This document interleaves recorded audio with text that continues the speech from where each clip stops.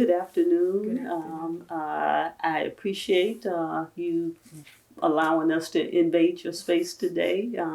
I'm here with poet, scholar Nikky Finney, and we're going to have a conversation that we hope to transcribe for publication in 5 points. And I'm gonna lead with my one of my very favorite and selfish questions, one that I use often in my classes, and a question that I frame around Alice Walker's essay on Black women writers and models. And I want to just open to hear from you about how your work in ways reflect Walker's work, her essay particularly, in which she reflects on what it means to be a Black woman writer in a world that, especially at the time of her writing, was not one in which Black women had, just open and known models to work with. Yeah. I would not be a writer were it not for the Black women models that I discovered, found, that were given to me, that I heard about, that I studied, that I attached myself to. I would not be a writer had they not been there. And saying that is very it's not complicated, but it's very wide. For example, there were no writers in my little southern town that I grew up in that I knew about. I'm sure they were. I'm sure there were writers. But it wasn't something that was celebrated or that I knew those Black women were there. So trying to figure out how to become a writer became homework for me for many, many years. And it became homework in the fact that I had to go in search of.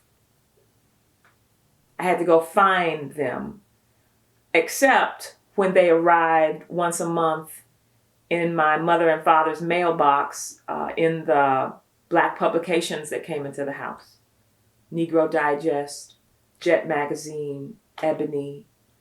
These were publications that talked about the Black community, far and wide, and always included Black art, which I loved dearly. And so the names of Black poets did not first come to me through my education, through the educational system in South Carolina.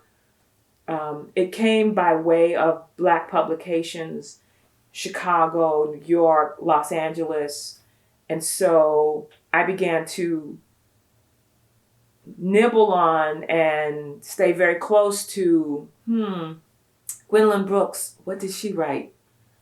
Nikky Giovanni was in the news because it was the 60s and it was the 70s and the Black Arts movement was happening. Sonia Sanchez, Marie Evans. And when I began to accumulate the knowledge of those sort of modern day writers, it made me wonder, well, who came before them? So it sent me back to the Harlem Renaissance to also look for Black writers that had been around and written things. I was hungry for it all, not just Black writers, but especially Black writers as a young Black girl. Mm-hmm. So one of the things that those models out in the world gave me was permission. It said, okay, now we don't know how you're going to do this, but you can do this. So I had to figure out, okay, if this is true, then how do I do this? And one of the things that I have to talk about, not just the modeling of calling yourself a writer. Margaret Walker was huge when I discovered her essays on being Black and female and a writer. In college, it helped me surrender myself to what I really wanted to do. But when I got out of college, and when I got to Atlanta, and Atlanta was really important to me in my 20s about making this decision, and I was handed over by my best and most special teacher, Dr. Gloria Wade Gales from Talladega, to Toni K. Bambara, who was living in Atlanta. Here is a modeling story. Every first Sunday in Atlanta, Toni K. Bambara invited community writers into her house in a room like this. We would sit on a couch on the floor in chairs, and we would bring our poems, and we would just sit. She would have some tea. But when you walked in her house, if you looked beyond this room to like the kitchen or the other room, you saw books stacked. You saw art on the walls. You saw Black Power fists. You saw, and if you dared to go in the kitchen, you would think that no one had been in that kitchen for maybe 6 months to like make it spotless. Pots, cups, plates. So the modeling, and I say that, I always say, I almost want to tell Toni K, I'm sorry I have to say that, because it's not that nobody wants to be thought of as a poor housekeeper, especially if you're raised Black and female in this country, right? Toni K didn't care. So the modeling in that moment was, if you want to spend, and this is like what my mother taught me, if you want to spend all your time cleaning the house, if you want to spend all your time cleaning the kitchen, if you want to wash that pot today and then wash that pot tomorrow and then cook a dinner for 10 people and then have all that, your work, you will have no time left.